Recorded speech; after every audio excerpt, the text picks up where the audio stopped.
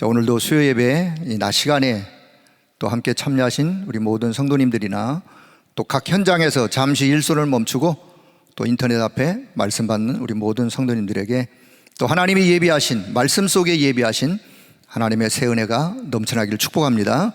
자, 하나님은 저와 여러분에게 가장 필요한 것을 주셨어요. 우리 인간에게 가장 필요한 거, 그게 뭐겠습니까? 그게 바로 복음이에요. 왜 하나님은 인간에게 복음을 주셨을까? 복음이 필요하기 때문에. 왜 그러면 복음이 필요한지. 원래 하나님이 인간을 창조하실 때 하나님과 함께 살도록 창조하셨어요. 그래야 그 하나님 안에 있는 참된 안식, 참된 평안, 참된 행복 누리면서 그 하나님을 경배하고 찬양하고 영광을 올려드리고, 그렇게 하나님이 인간을 창조하셨는데 그만 인간이 하나님을 떠나서 그 축복을 다 잃어버렸어요. 다시 그 축복을 회복하는 길이 뭐냐? 그게 바로 복음이에요. 복음 대신 예수 그리스도. 자, 그래서 하나님이 우리에게 복음을 주셨는데 이 땅에 수많은 사람들이 지금 종교에 속아 살아가고 있어요. 그래서 사람이 만든 종교에 속지 말아라. 그게 지난주 2부 강단의 제목이었어요.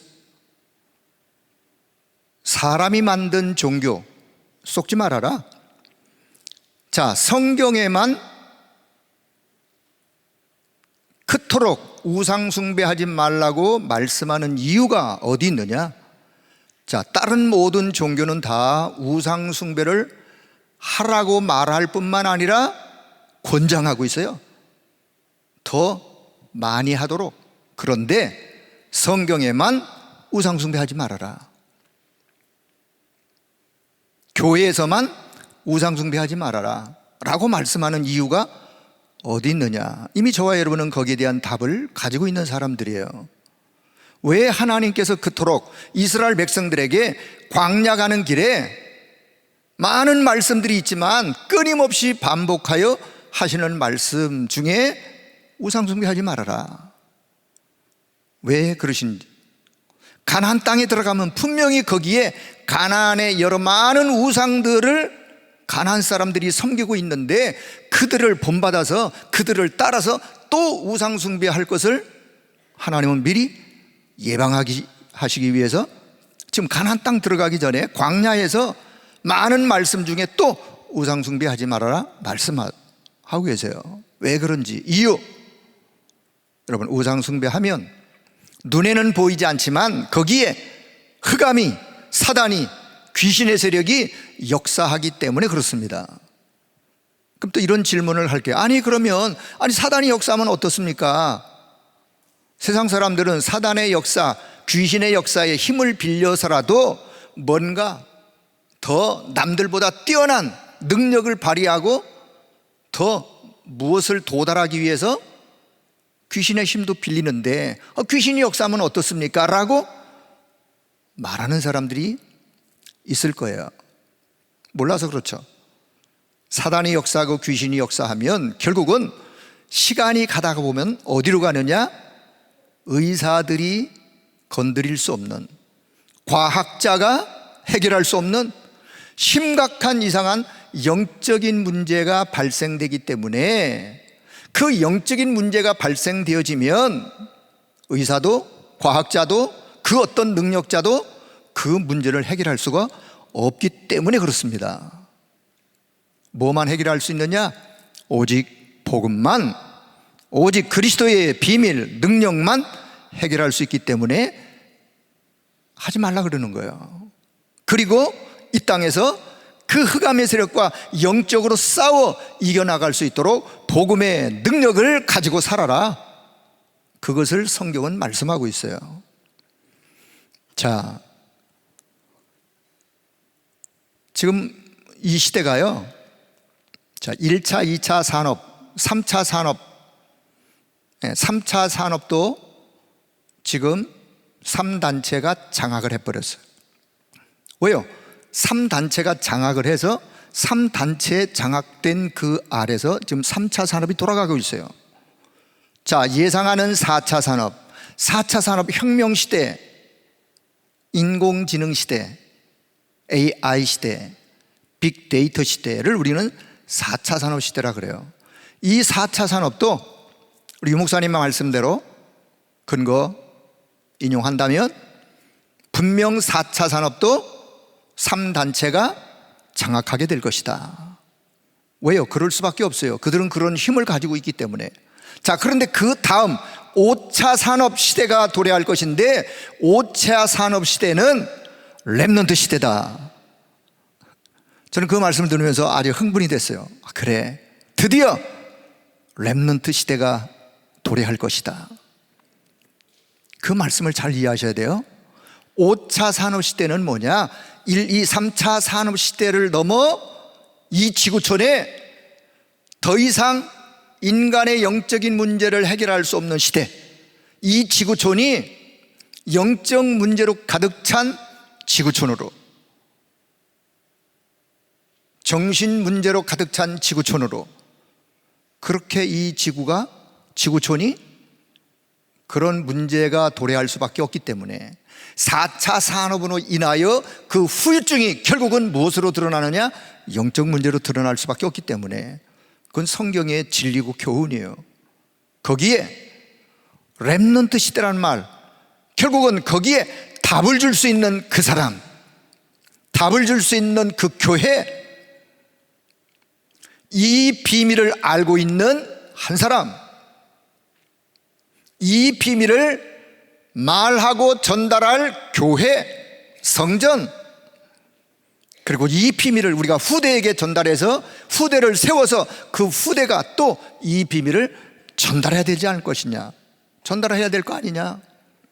그 일부 핵심이에요. 주일. 자, 그래서 이 말씀을 여러분 마음에 담고, 자, 지금 시대가 어떤 시대를 맞이했느냐? 교회 위기 시대를 맞이했어요. 코로나 때문에도 그렇고 지금 시대가요, 교회 위기 시대. 다른 말로 표현한다면 교회 문 닫는 시대. 이미 유럽은 그렇게 되었어요. 미국 교회가 그 영향 아래, 한국 교회가, 전 세계 교회가 지금 위기 시대, 교회가 문을 닫고 있는 시대, 교회가 영적으로 힘을 잃어가고 있는 시대. 왜 그러냐? 인간의 영적 문제로 인해서도 그렇지만 정확한 답을 줘야 되는데 답을 말하지 않고 다른 것을 하고 있기 때문에 이런 시대가 오는 거예요. 지금 시대가 영적 질병 시대, 영적 질병 시대, 영적 문제로 가득 차는 시대, 그리고 후대 멸망 시대, 후대가 멸망할 수밖에 없는 이런 시대가 지금 도래하고 오고 있어요. 자, 하나님은 여기에 답을 말할 이 비밀을 알고 있는 한 사람, 이 비밀을 알고 여기에 답을 줄 수 있는 그 한 사람, 이 비밀을 전달할 그 교회, 이 비밀을 가지고 있는 우리 후대, 저와 여러분, 우리 교회가, 우리 모두가 이 답을 가지고 믿음으로 승리하기를 축복합니다. 자, 이 생각을 가슴에 먼저 좀 담으시고, 자, 로마서를 보면서 다시 말씀드리지만 오해가 없어졌으면 좋겠어요. 인간 바울을 드러내고자 하는 것이 아니라 바울이 복음을 몰라가지고 복음을 핍박했던 청년이었어요. 그런데 이 청년을, 무엇이 청년을 이렇게 바꿨는가? 복음의 능력.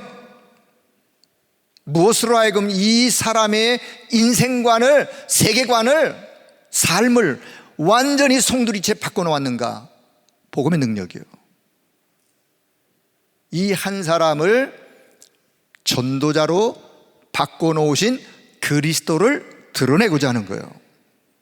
인간 바울을 드러내고자 하는 것이 아니라 로마서를 통해서 한 사람을 바꾼 그리스도를 드러내고자 하는 거예요.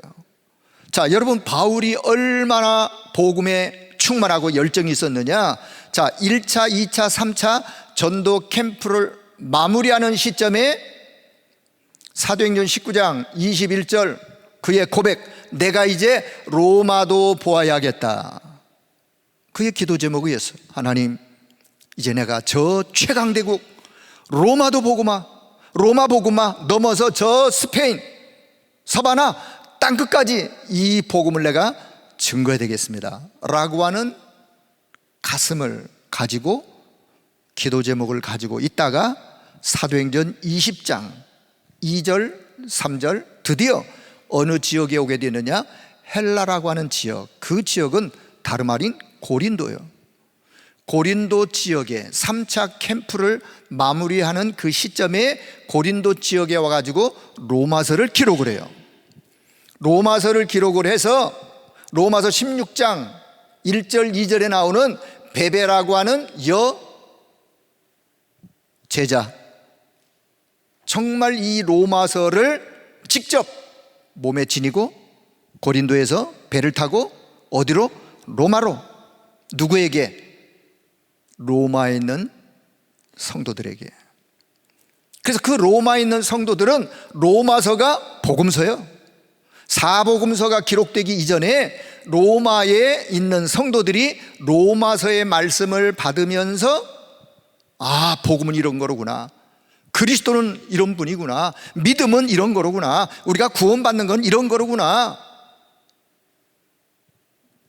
그 당시 로마의 상황 말씀드렸죠. AD 54년경, 로마서가 AD 57년경에 기록이 되었는데 AD 54년경에 로마에 여러 황제들이 일어나서 기독교인을 핍박하는데 특히 네로라고 하는 황제가 AD 54년경에 로마의 황제로 즉위해요.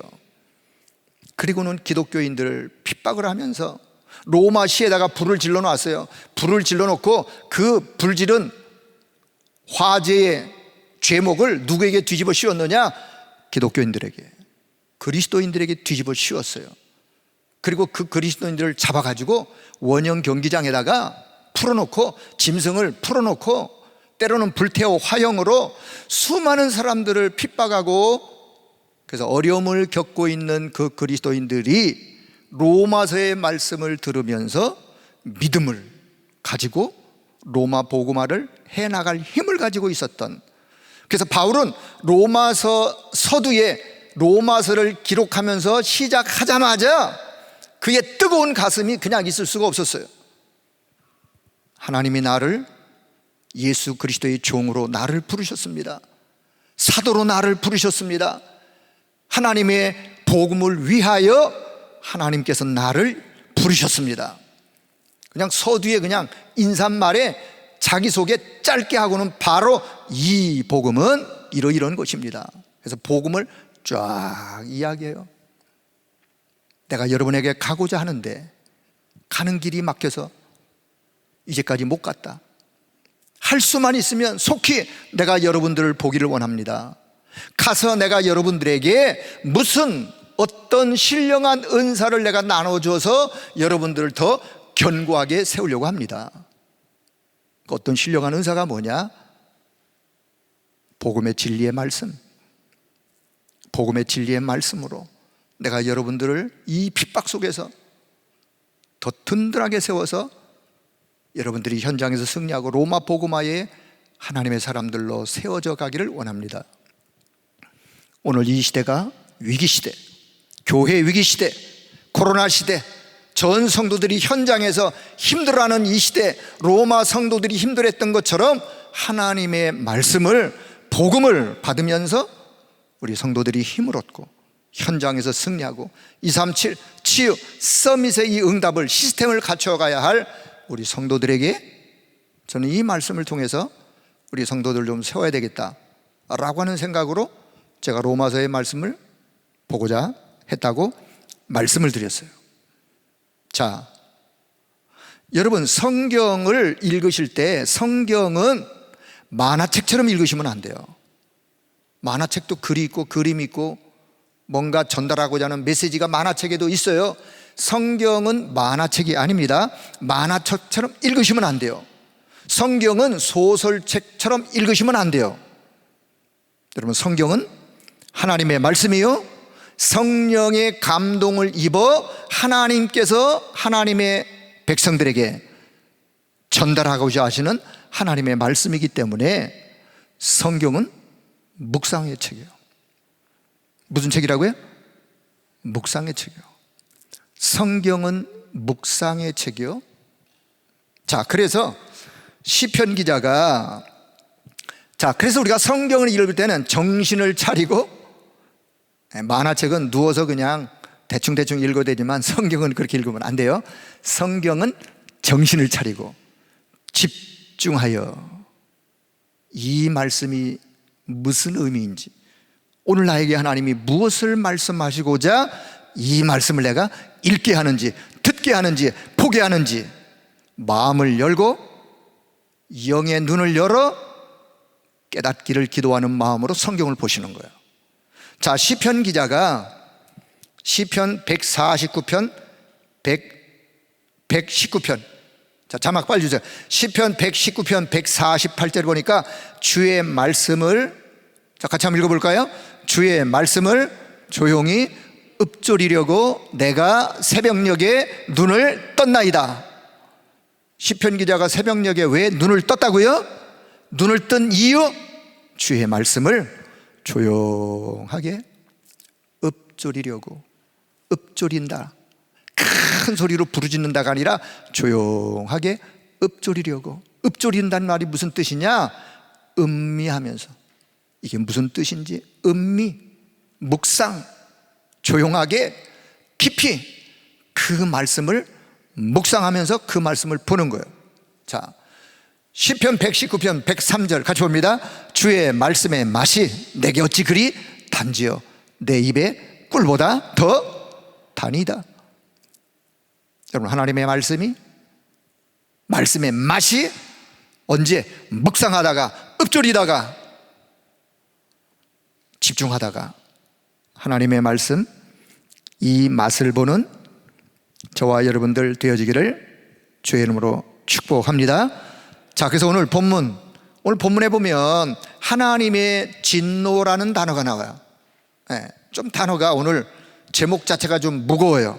무겁지만 왜 제가 이 단어를 가지고 오늘 말씀을 증거하는지 오늘 다시 한번 생각을 하는데, 자, 본론 첫째, 저는 오늘 제목을 하나님의 진노를 피하는 길이 있다.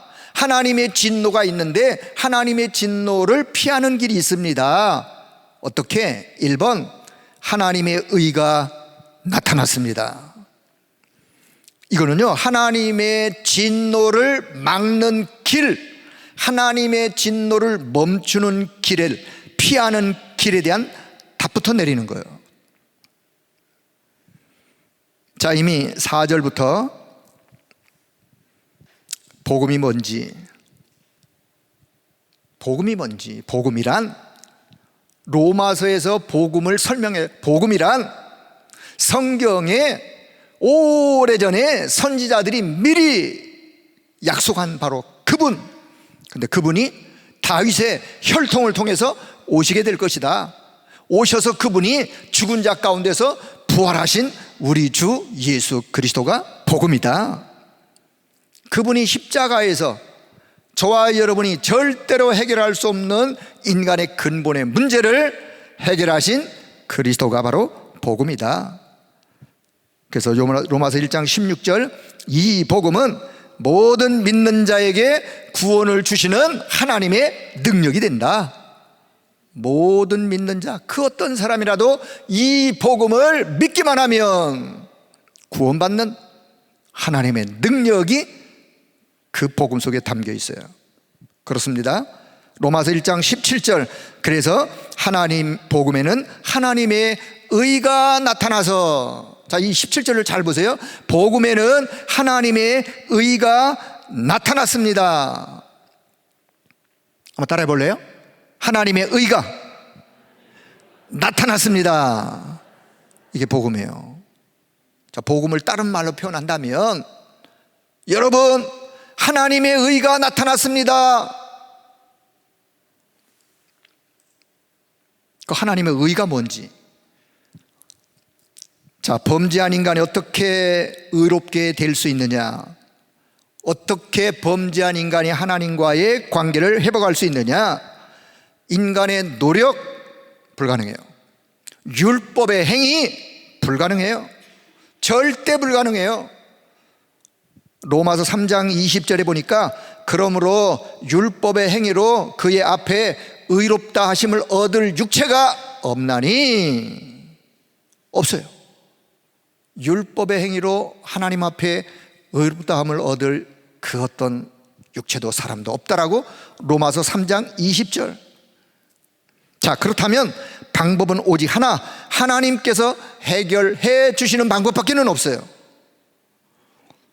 그래서 로마서 8장 3절, 자, 율법이 할 수 없는 그것을 누가? 하나님은 하시나니. 로마서 8장 3절이요. 율법이 할 수 없는 그것을 하나님은 하시나니. 로마서 3장 21절, 이제는 율법 외에 하나님의 한 의가 나타났으니. 지금 로마서 1장 17절 말고도 로마서 3장 21절에 이제는 율법 외에 하나님의 한 의가 나타났다. 그래서 로마서 3장 22절, 자, 같이 볼게요. 로마서 3장 22절, 곧 예수 그리스도를 믿음으로 말미암아 모든 믿는 자에게 미치는 하나님의 의인이 차별이 없느니라. 누구든 예수 그리스도를 믿음으로 말미암아 모든 믿는 자에게 미치는, 끼치는 하나님의 의인데 그 어떤 사람에게도 차별이 없느니라. 유대인이나 이방인이나 헬라인이나 그 어떤 사람이나 차별이 없어요. 어떤 자? 믿는 자. 그렇습니다. 그래서 복음이란 하나님의 의가 나타났다 라고 하는 소식입니다. 자, 또 하나 질문한다면, 그렇다면 하나님의 의를 어떻게 받을 수 있느냐? 이미 성경 말씀에서 하나님의 의를 우리가 어떻게 받을 수 있느냐 답을 지으셨어요. 답은 오직 무엇으로? 믿음으로. 여러분, 하나님의 의를 우리가 어떻게 받을 수 있느냐? 오직 믿음으로 말미암는 길밖에는 없습니다.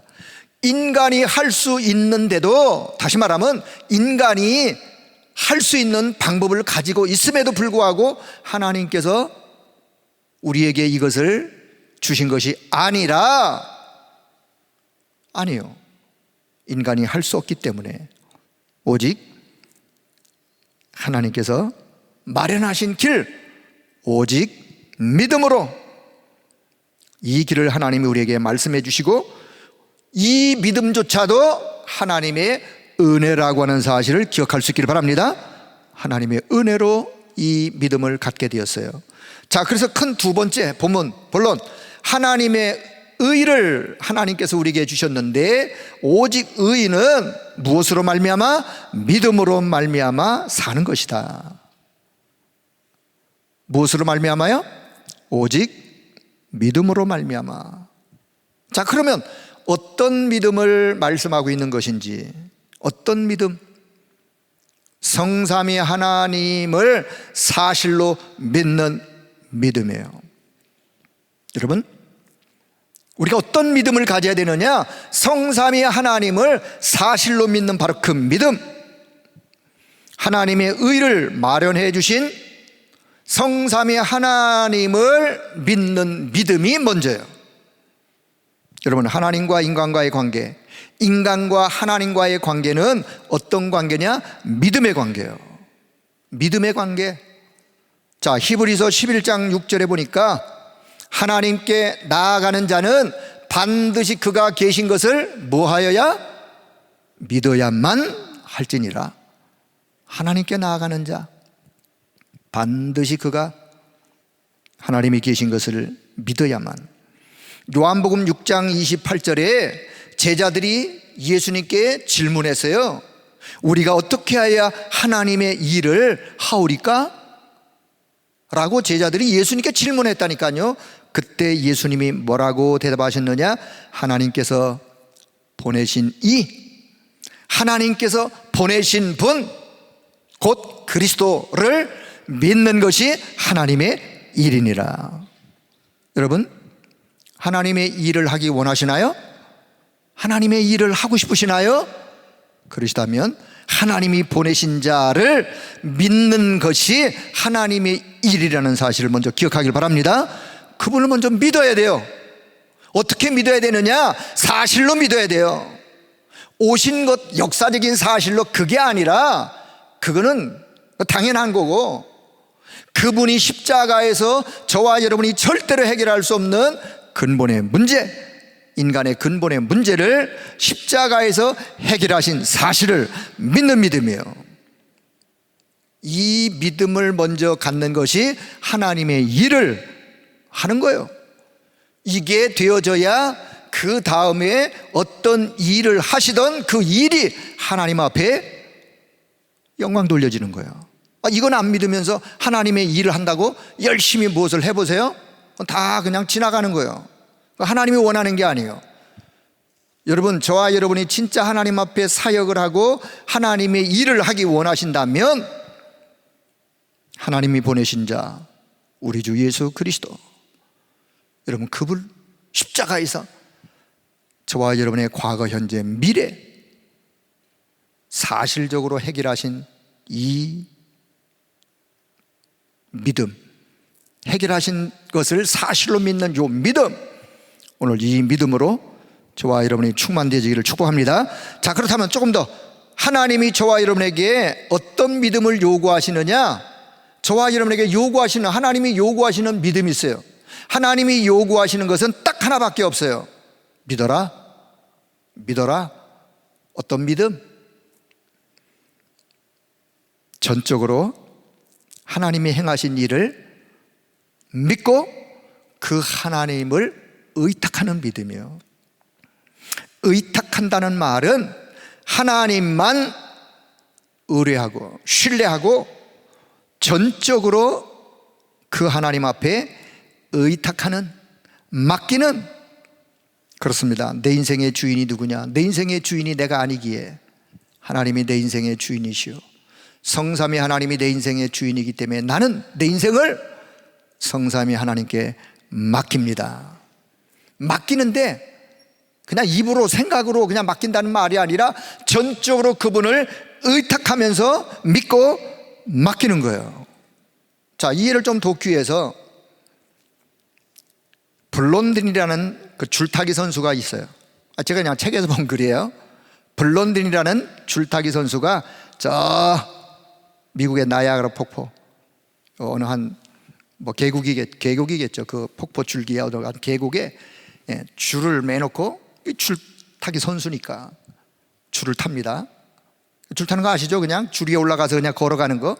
그 밑에 많은 사람들이 그냥 숨을 죽이고 그냥 손에 땀을 쥐고 쳐다보고 있어요.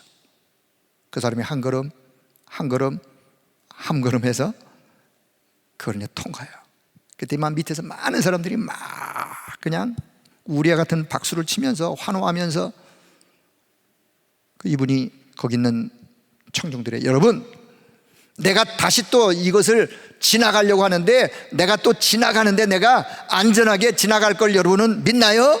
그랬더니 전체가 다 박수를 치면서 네, 당신이면 할 수 있습니다. 우리가 믿습니다. 그 앞에 있는 양복 입은 신사에게, 신사 양반, 믿나요? 당연하고요. 당신은 할 수 있습니다. 최고입니다. 그래요? 나오셔서 제 등에 타시죠? 제가 당신을 모시고 건너가겠습니다. 아니. 나 그것만은 잘 들어. 그때 옆에 있던 아주 유치원생 딸이, 아빠! 제가 아빠 등에 탈게요. 그 딸을 태우고 유유히 지나갑니다. 맡기는 게 뭐냐? 맡기는 게, 의탁하는 게 뭐냐? 이런 거예요. 이 작은 딸이 아빠를 믿고, 아빠는 여기 지나갈 걸 내가 믿고 그냥 자기 자신을 맡기는 거예요. 그게 맡기는 거예요. 여러분, 내가 생각은, 내 입은 내가 하나님을 믿습니다, 내가 하나님께 모든 걸 맡깁니다 라고 말은 하는데, 실제로 가서는 내 생각, 내 방법, 내 계획, 모든 것을 다 거기에 붙여서 맡기는 게 아니에요. 그걸 보고 우리가 이론적 신앙, 지식적 신앙이라고 말하는 거예요. 자, 오직 의인은 믿음으로 말미암아 살리라. 믿음으로 말미암아, 어떤 믿음? 하나님을 전적으로 신뢰하고 믿고 맡기고 의탁하는 바로 그 믿음. 또 어떤 믿음이냐? 하나님의 능력을 사실로 믿는 믿음이에요. 여러분, 하나님의 능력은 가히 우리가 상상할 수 없는 어떤 능력, 말씀을 성취하시는 능력의 하나님, 그 하나님을 믿는 거예요. 왜? 하나님은 말씀하시고 지금도 말씀을 성취하시는 하나님이시기 때문에 그렇습니다. 그리스도가 저와 여러분이 해결할 수 없는 세 가지 저주 이미 해결하셨고, 앞으로도 세 가지 저주, 재앙, 사단, 지옥 배경 영원히 해결하신 사실을 믿는 그 믿음, 그리고는 하나님의 정확한 시간표 가운데 구원하시는 구원의 능력을 믿는 그 믿음, 이걸 뭐라? 하나님의 능력을 믿는 믿음이요. 여러분, 그렇습니다. 하나님의 자녀된 저와 여러분, 하나님께서 하나님의 의로 우리를 의인 삼으셨어요. 하나님의 자녀 삼으셨어요. 자, 그렇다면 이 믿음으로 쓰는, 이 믿음으로 사시는 저와 여러분, 우리 모두가 되기를 축복합니다. 자, 세 번째는 드디어 하나님의 진노가 나타납니다. 하나님의 진노가 나타납니다. 자, 시대마다 선지자들이 외쳐야 하지만 마음에 무거움이 있는 외침이에요. 하나님의 진노가 나타납니다. 오늘 17절에 보면 복음에는 하나님의 의가 나타나서 라고 증거한 사도 바울은 곧 이어 18절에 와서는 하나님의 진노가 나타나나니 라고 지금 말씀을 하고 있어요. 여러분, 하나님의 의가 나타났습니다. 이것은 복음의 기쁜 소식이에요. 그런데 하나님의 진노가 나타납니다. 이것은 심판의 나팔소리예요. 우리는 둘 다를 받아들이든지 둘 다를 배격하든지, 자기 입맛에 맞추어 한쪽은 받아들이고 한쪽은 나는 취할 수 없습니다. 틀린 거예요. 우리가 잘 아시는 대로 하나님은 사랑의 하나님도 되시거니와 공의의 하나님이 되신다는 사실을 기억할 수 있기를 바랍니다. 하나님께서는 우리를 사랑하셔서 우리를 구원하시고자 독생자 그리스도를 보내어 주셨어요. 사랑의 하나님이에요. 그런데 저와 여러분의 해결할 수 없는 이 근본의 문제를 해결하기 위하여 독생자 그리스도를 십자가에 못 박도록 내어주신, 그래서 그리스도께서 우리의 죄를 다 짊어지신 모습을 차마 보실 수 없었던 그것은 하나님의 의로운 진노였어요. 그게 공의의 하나님이에요. 아니, 하나님께서 저와 여러분의 죄를 그냥 말로 다 천지만물을 창조하신 그분이 저와 여러분의 죄를 말씀으로 용서해 주실 능력이 없으신가요? 없으셔서 이렇게 하셨나요? 그게 아니잖아요.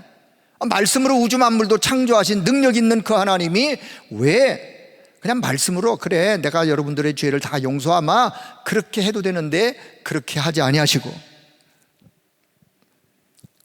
독생자 그리스도를 십자가에 내어 주실 수밖에 없는 이유가 어디 있는지, 하나님의 속성에는 사랑의 속성이 있는 반면에 공의의 속성을 그분이 가지고 계세요. 다시 말하면 하나님은 끝없는 사랑, 어떤 죄인이라도 용서하시는 끝없는 사랑, 하나님의 사랑.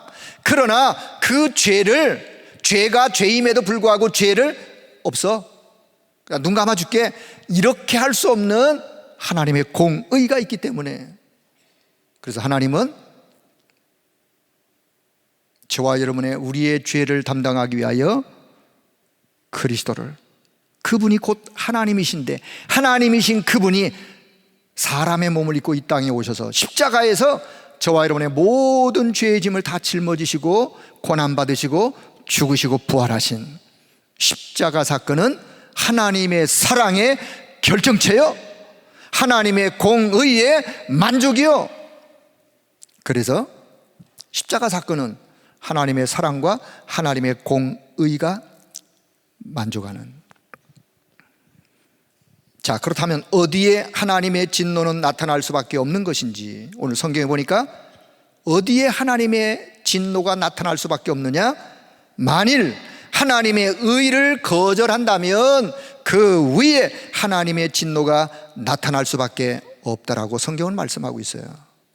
이것이 18절의 증거예요. 여러분, 하나님의 의를 감사히 받기는커녕 불의로 진리를 막고 있는, 불의로 진리를 막고 있는 이런 자들이 있기 때문에, 막는다는 말은 저지한다, 방해한다. 불의로 진리를 막는 그들 위에 하나님의 진노가 하늘로 쫓아 나타난다고 성경은 말씀하고 있어요. 자, 요즘 현대인들에게, 우리 현대인들이요, 심판에 대한 이야기를 듣기를 싫어합니다. 지옥을 말하면 듣기 싫어할 뿐만 아니라 비웃습니다.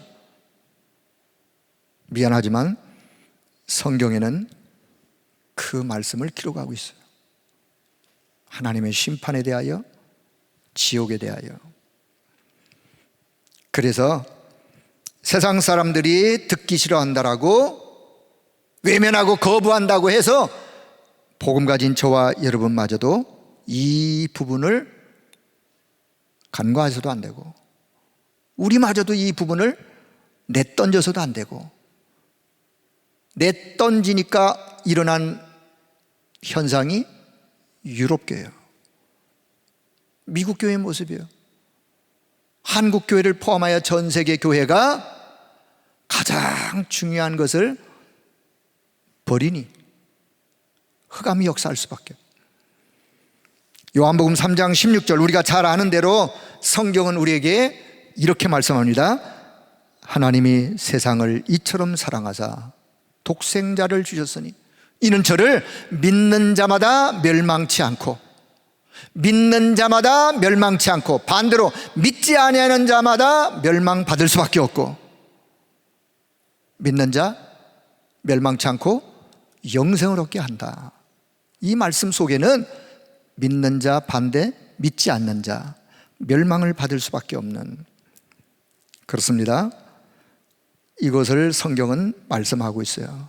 그래서 정죄받고 심판받고 진노받아 마땅할 우리가, 우리 대신 징벌을 받으시고 정죄받으시고 심판을 받아두신 분이 계신데, 여러분, 그분이 곧 우리 주 예수 그리스도라는 사실, 그분이 그리스도이심을 믿습니다. 자, 큰 네 번째, 그렇다면 하나님의 진노가 있음을 전해 주어야 될 사명도 있고, 그 진노를 피하는 길을 우리가 답을 전해줘야 되지 않겠습니까? 자, 지금 우리가 왜 237을 가슴에 품고 5천 종족을 가슴에 품고 시공간을 초월하여 역사하시는 하나님의 손길이 그들 가운데 임하기를 원하는지, 왜 그 기도 제목을 우리가 가지고 기도하는지, 여러분, 그 이유가 어디 있습니까? 궁극적으로는 그들의 구원 아니겠습니까? 그렇다면 그 답을 전달하기 위해서는 그들이 지금 어떤 상태에 놓여 있는지를 알아야 될 거 아니겠습니까? 성경이 그들을 어떻게 진단하고 있는지를 알려주지 않겠어요? 하나님의 의를 인하여 새 생명 얻고 영적 치유되지 않으면 하나님의 진노가 그들 위에 머물러 있을 수밖에 없는, 이미 지금 머물러 있어요. 성경은 그렇게 진단해요. 머물러 있고 그 진노 아래 있을 뿐만 아니라 그 진노가 임할 수밖에 없는. 자, 로마서 1장 17절에서는 하나님의 의가 나타났습니다. 바로 뒤이어서 18절에서는 하나님의 진노가 뒤따른다고 말씀하고 있어요. 그래서 하나님의 사랑, 하나님의 공의는 떼어놓을 수 없는 동전의 양면과 같은, 우리는 한쪽만 이야기해서 사실 안 돼요. 하나를 이야기하려면 두 개를 동시에 같이 사실은 이야기해야 맞는 거예요. 갈보리 십자가는 하나님의 사랑, 하나님의 진노 함께 나타나 있는 거예요. 자, 그래서 바울은 내가 여러분에게 나아가서 이 복음을 전하려고 합니다. 내가 여러분에게 다 복음의 빚진 자입니다. 할 수만 있으면 내가 여러분에게 복음을 전하려고 하는데, 내가 만일 이 복음을 여러분에게 전하지 않으면 내게 화가 있을 것이다 라고까지. 고린도전서 9장 16절, 고린도전서 9장 16절에 바울이 그렇게 고백을 합니다. 여러분에게 내가 복음을 말하지 않으면 화가 내게 임할 것입니다. 그래서 18절은 우리가 왜 237 5천 종족을 위해서 기도해야 하는지 거기에 대한 답변이에요. 자, 진리를 막는 사람들의 현장, 오늘 성경에 보면요, 진리를 막는 사람들, 진리를 막는 그 사람들의 현장, 그들의 영적 상태. 자, 오늘 성경을 다시 한번 잘 보세요. 자, 이 말씀을 한번 보면서 오늘 마무리를 할 텐데요, 현장의 그들의 영적 상태가 어떤지 로마서 1장 19절부터, 자, 19절에 보니까 이는 하나님을 알만한 것이 그들 속에 뭐라 그랬어요? 보임이라. 하나님을 알만한 것이 그들 속에 보임이라. 이 말씀은요, 인간은 창세기 1장 27절 28절로 하나님이 지으셨어요. 불신자도 그렇게 지었고, 저와 여러분이 태어날 때 뭐 보고 말고 태어났나요? 저와 여러분도 불신 상태에 있었잖아요. 이 땅의 모든 인간은 하나님이 아담과 하와를 포함하여 아담과 하와의 모든 후손은 하나님이 인간을 지으실 때 창세기 1장 27절 하나님의 형상대로, 그래서 지금 하나님을 안 믿는 사람들에게도 하나님의 형상대로 지어졌는데 하나님과 소통하는 영적인 교제인 생명만 잃었을 뿐이에요. 그런데 하나님이 하나님을 알만한 것을 그들 속에 보였는데, 어디에? 20절에 보니까 창세로부터 그의 보이지 아니하는 것들 곧 그의 영원하신 능력과 신성이 그가 만드신 만물에 분명히 보여 알려졌다. 다시 한번 이 우주 만물을 보면 창조주 하나님이 살아계시는구나, 조물주가 계시는구나. 자, 지금 막 이 산이 막 푸르러가지고 막 잎이 참 볼 때마다 신기해요. 그 추운 겨울에 나무가 죽은 것처럼 앙상했는데 어떻게 잎이 피고 푸르러졌는지. 그 땅에 말이죠, 그냥 들풀이 그 뭔 힘이 있겠어요? 죽은 것 같던 그 풀이요, 봄 되니까 또 잎이 피는 거 있죠. 증거, 뿌리가 안 죽었다는 이야기요. 뿌리가 안 죽었어. 뿌리가 죽었으면 안 필 텐데 그 눈보라 그 추운 데 속에서 살았어. 그것처럼 만물을 통해서 하나님이 하나님 계심을 보여주셨어요. 그걸 보고 우리가 일반 은총, 자연 계시, 신학적인 용어로 성경을 통해서 우리가 하나님을 알게 되는 것은 특별 계시, 온 우주 만물을 보면서 창조주를 발견할 수 있는 것은 일반 계시요. 일반 계시를 통해서도 하나님을 알만한 것을 하나님은 보여주셨다 그랬어요. 자, 그래서 20절 후반에 보니까 그러므로 그들이 핑계하지 못할지니라. 핑계할 수가 없어요. 왜? 보여주셨는데, 알게 하셨는데 핑계할 수가 없느니라. 20절에 보니까 만물을 만드신 하나님의 능력과 신성이 분명히 보여 알려졌는데 핑계하지 못할지니라. 자, 21절 보세요. 자, 그런데 21절, 하나님을 알되, 만물을 통해서 하나님을 알되 하나님을 영화롭게도 하지 아니하고 감사치도 아니하고, 23절, 썩어지지 아니하는 하나님의 영광을 썩어질 우상으로 바꿨느니라. 경배의 대상을 바꿔버렸어요. 인간은 유일하게 창조주, 구원주, 우리 주 하나님과 그 아들 그리스도에게 우리가 경배를 드려야 되는데 경배의 대상을 바꿔버린 사람들, 더 나아가 25절 보니까 하나님의 진리를 거짓 것으로 바꾸어 피조물을 조물주보다 더 경배하고 섬기는 사람들, 핑계할 수 있겠습니까? 핑계할 수 없다. 다시 말하면 진노의 날에 핑계할 수 없다라고 성경은 그들을 진단합니다. 그래서 그날이 임하기 전에 하나님의 진노의 날에 설 수 있는 길은 오직 하나님의 의밖에는 없습니다.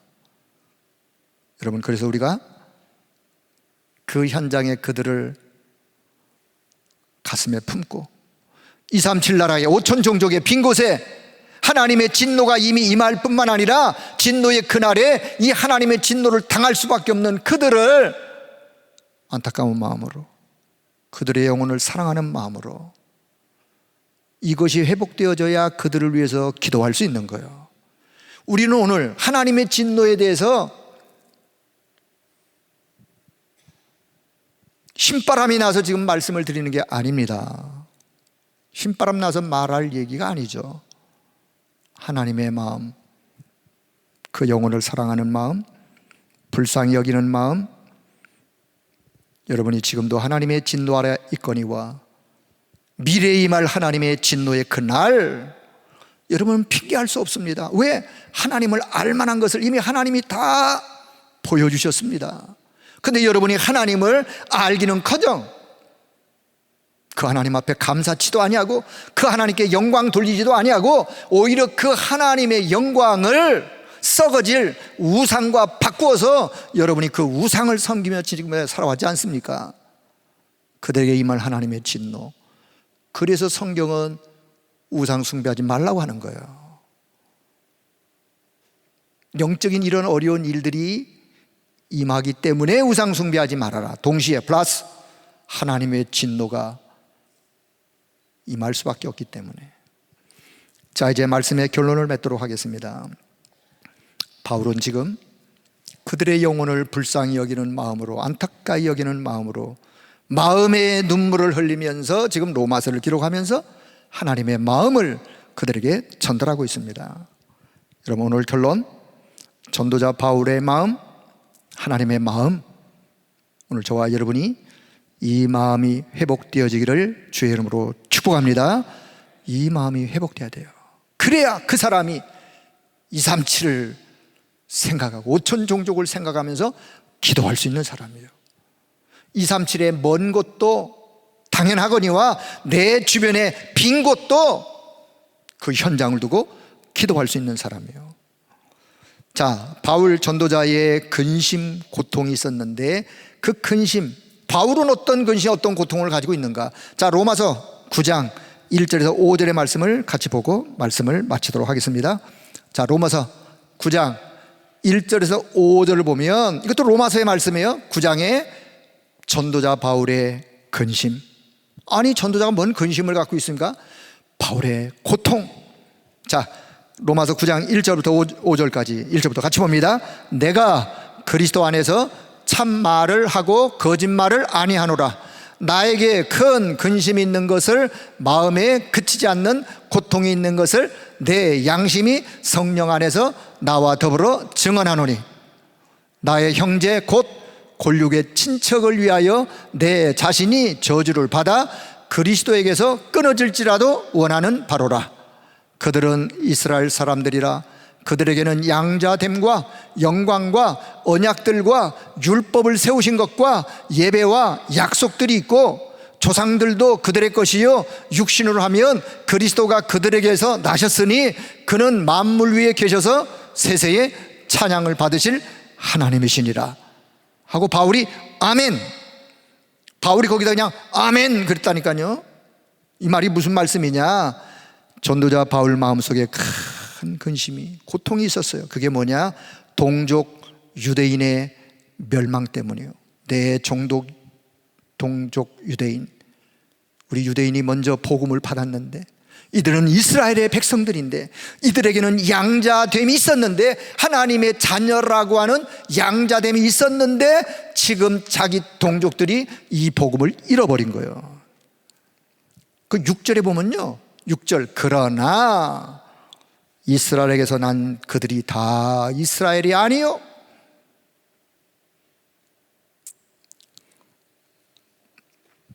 그래서 바울은 만일 할 수만 있다면, 나의 동족 이스라엘이 구원은 될 수만 있다면 자신은 저주를 받아 그리스도에게서 끊어질지라도 내가 원하는 바입니다. 그렇게 될 수는 없어요. 아니, 바울이 그리스도를 믿는데 끊어진다니요? 그건 어법에 안 맞는 거예요. 만일 그만큼 바울은 자기 민족 유대인을 향하여, 유대인의 구원을 향하여 그 마음을 가지고 있는 거예요. 결론, 여러분, 복음 전도자에게 이 마음이 있어야 돼요. 우리 전도자가 가져야 될 마음이요, 전도의 참 동기요. 하나님의 진노를 막는 길, 하나님의 진노를 피하는 길, 믿음으로 사는 길, 오직 우리 주 예수 그리스도 안에 있습니다. 이 사실을 우리는 믿어요. 우리가 가서 전달해야 될 복음의 핵심은 바로 이 부분이에요. 여러분, 이 복음 가지고 237의 현장, 5천 종족의 빈 곳의 그 현장을 향하여 이 복음 들고 나아가며 그 현장을 두고 기도하는 여러분의 걸어가는 걸음 위에 하나님과 우리 주 예수 그리스도로부터 오는 은혜와 평강이 여러분에게 넘쳐나기를 주의 이름으로 축복합니다. 기도합니다. 하나님, 오늘도 우리에게 말씀을 주시고 전도자가 품어야 될 마음, 하나님의 진노가 임할 수밖에 없는 현장의 영적인 상태, 하나님의 말씀을 통해서 다시 한번 확인할 수 있도록 우리에게 우리의 눈을 열어주심을 감사합니다. 바울이 가졌던 진정한 기도의 제목, 하늘 보좌 시공간을 초월하여 역사하실 수밖에 없는 그 하나님의 역사, 그 역사와 그 능력이 237의 현장, 5천 종족의 빈골 현장, 우리 주변의 복음을 알지 못하는 사람들의 그 영혼을 바라보며 안타까운 마음으로, 긍휼히 여기는 주님의 마음으로 그들을 위하여 기도할 수 있는 우리 모두가, 우리 교회가 이 사명을 감당할 수 있도록 주님이 역사하여 주옵소서. 이 축복을 응답으로 이루어 나갈 우리 모든 성도들, 개인 속에 역사하시고 산업의 현장 속에 역사하시고, 이 일 때문에 저들에게 경제 회복이 필요하며, 이 일 때문에 저들에게 건강이 필요하며, 이 일 때문에 여러 가지 땅의 모든 것들이 필요한 가운데 있사오니 우리 하나님께서 이 은혜를 허락해 주시고 이 비밀을 발견할 후대들이 일어날 수 있도록 성령님이 역사하여 주옵소서. 감사드리며 우리 주 예수 그리스도의 이름으로 기도드리옵나이다. 아멘.